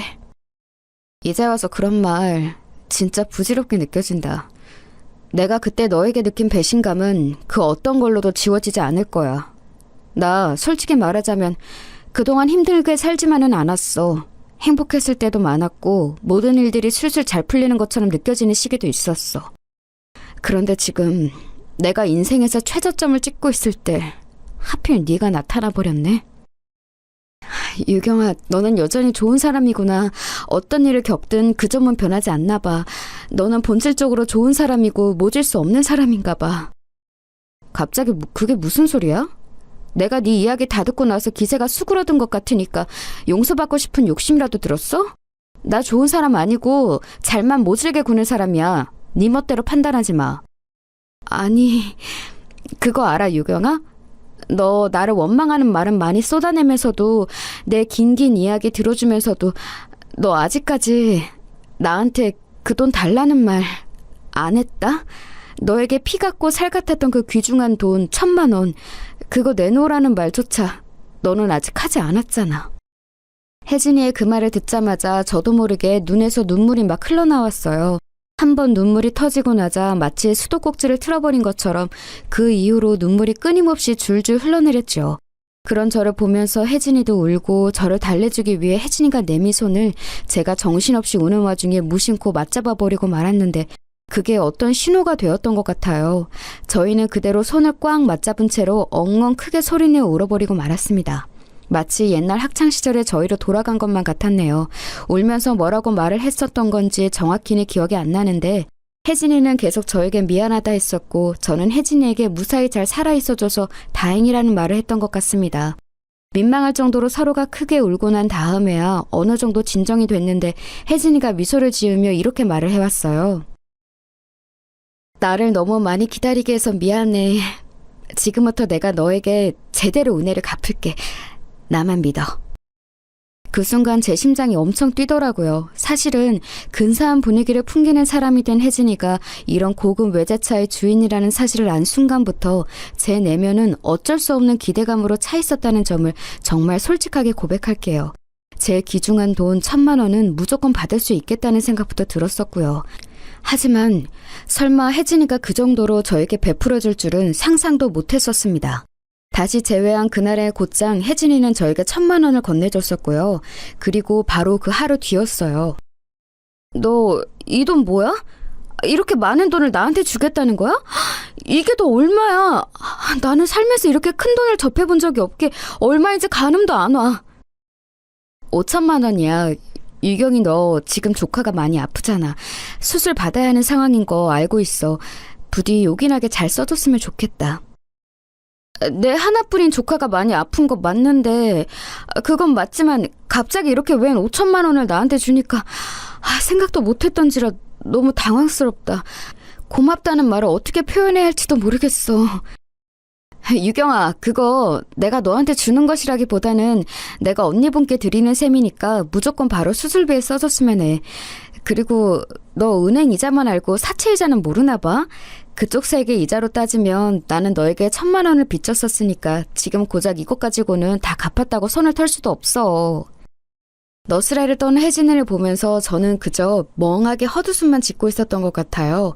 하루아침에 지난 세월 동안 흔적도 보이지 않았던 혜진이가 나타나서 제 돈을 갚아주고 조카 수술비까지 해결해주다니 이게 혹시 꿈은 아닐까 싶었습니다. 내가 감자를 사러 갔다가 사실은 길에 넘어져서 머리를 다쳤고 지금 병원에 혼수 상태로 누워서 이런 꿈을 머릿속으로 꾸고 있는 건가? 어떻게 이게 현실일 수가 있어? 저는 오죽하면 현실이 아닐 거라고도 생각했었어요. 왜냐하면 저는 너무 힘들었고 지쳐 있었던 나날을 지나온 뒤였기 때문에 저에게 이런 행운이 도래했다는 걸 믿기 어려웠습니다. 하지만 언니에게 찾아가서 수술비가 해결되었다는 사실을 알려주었을 때 혜진이의 지난 이야기를 듣고 언니가 벅차오르는 감정으로 뜨거운 눈물을 흘렸을 때 이게 꿈이 아니라 현실이구나. 이게 실감이 났던 것 같아요. 그래서 혜진이에게 정식으로 고맙다는 인사를 하려고 제가 따로 만나자고 얼른 연락을 했죠.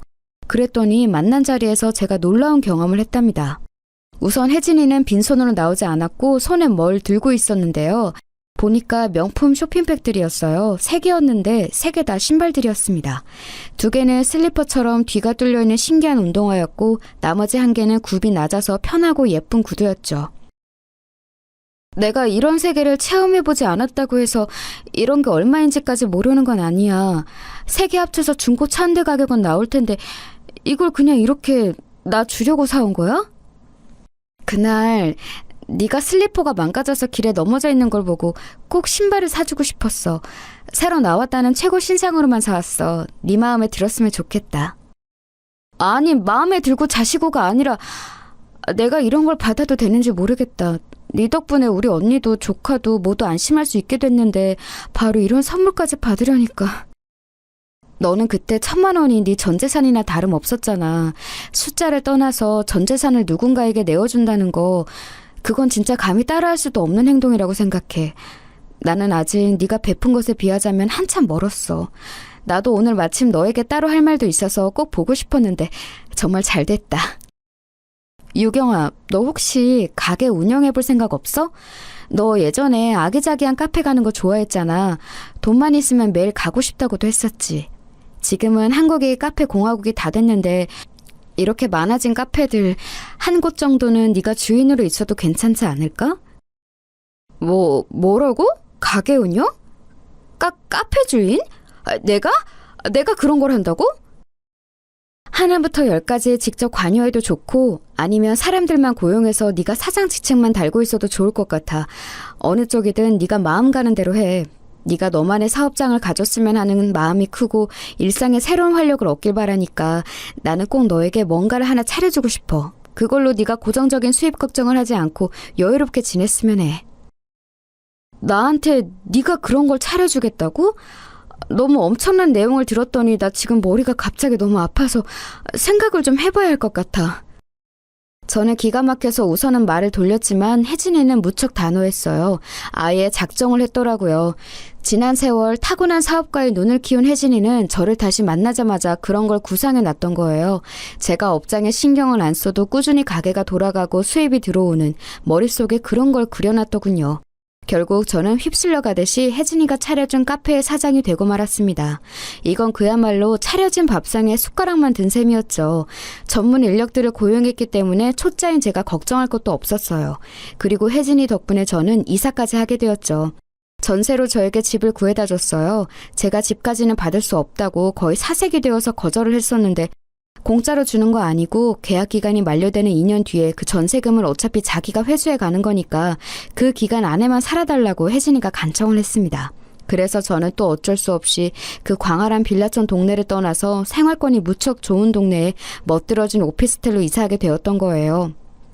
제가 이사도 하고 카페 사장도 되고 건강해진 조카를 데리고 나들이도 다니니까 소식을 접한 전 남편이 땅을 치고 후회를 한 것 같더라고요. 내가 너하고 이혼하는 게 아니었는데 갈라선 걸 후회해. 지금이라도 나를 다시 받아줄 수 없을까? 간만에 멋대로 연락하더니 한다는 소리가 고작 그런 헛소리야? 이혼하고 갈라섰다기보다는 네가 일방적으로 나를 버린 것이었지. 말은 바로 해. 그리고 새장가 들어서 지금 와이프가 임신 중이라고 알고 있는데 나한테 이런 수작을 부려도 괜찮은 거야? 네 와이프 귀에 들어가도록 그럼 내가 입 좀 나불거려도 되는 거지? 네가 그걸 알고 있었단 말이야? 그건 안 돼. 제발 말하지 말아줘. 내가 별로 원하지 않았던 재혼이었고 임신이어서 워낙 심란하게 지내고 있었더니 너에게 흔들렸나 봐. 변명도 어쩜 그렇게 구질구질해? 원하지 않았던 재혼, 임신? 너 정말 남자 망신 다 시키는구나. 2번 이혼 겪고 싶지 않으면 행동거지 똑바로 하고 살아. 내가 언제든 네 와이프한테 너의 만행을 귀띔할 수 있으니까. 알았어? 전 남편의 기가 죽어서 허겁지겁 저에게 사과를 늘어놓았고 그 이후로는 연락이 없었죠. 하지만 건너 지인을 통해서 나중에 듣자 하니 자꾸 술자리 같은 곳에서 제 이야기를 하면서 저를 놓친 걸 후회한다고 눈물 콧물을 흘려댔다고 합니다. 여러모로 끝까지 별로인 남자였어요. 제가 가게도 안정적으로 운영하고 나오는 수익금으로 여유롭게 살고 이사간 동네의 생활을 즐기고 있을 때 혜진이가 결혼을 하였습니다. 싱가포르에서 만난 인연이라고 하더라고요. 상대 측에서는 진작 결혼식을 올리기를 원했지만 혜진이는 저에게 빚을 졌던 일을 오롯이 해결하지 않으면 결혼을 할 수 없다고 했었대요. 그래서 저의 모든 상황이 안정되고 난 뒤에야 그것을 확인하고서 결혼식을 올렸던 거였죠. 그것을 알고 혜진이가 저를 늘 중요하게 마음속으로 생각하고 있었다는 사실에 가슴이 뭉클해졌습니다. 그리고 저는 혜진이의 결혼식에서 놀라운 인연을 만나게 되었어요. 혜진이 신랑 측 하객이었는데 미국과 한국을 주로 오가며 사업을 진행하는 남자였습니다. 굉장히 능력이 좋은 인재였으며 저보다 4살 연하였고요. 혜진이는 당연히 그 사람과 안면이 있었고 결혼식 뒤풀이에서 저를 그 사람에게 인사시켜 주었어요. 별것 아닌 행동이었죠. 그런데 제가 그날 그 사람과 따로 밖에 나가서 차를 한 잔 마신 건 분명 별것인 행동이었던 것 같습니다. 저를 향해서 눈빛을 빛내는 그 사람의 얼굴에는 확실히 호감이 깃들어 있었고 저는 굳이 그걸 모른 척하고 싶지 않았어요. 저 또한 용기를 냈던 것이죠. 그리고 시간이 흐른 현재 그 사람이 바로 제 남편입니다. 슬하에 어여쁜 딸 하나 두고 알콩달콩 살아가는 중이에요. 1년 중 대부분은 서울에서 지내지만 2달 정도는 필수적으로 미국에 가서 지내는데 남편을 따라서 저하고 딸아이도 주로 미국에 자주 가서 지내고 있답니다. 그야말로 꿈만 같은 생활을 누리고 있죠.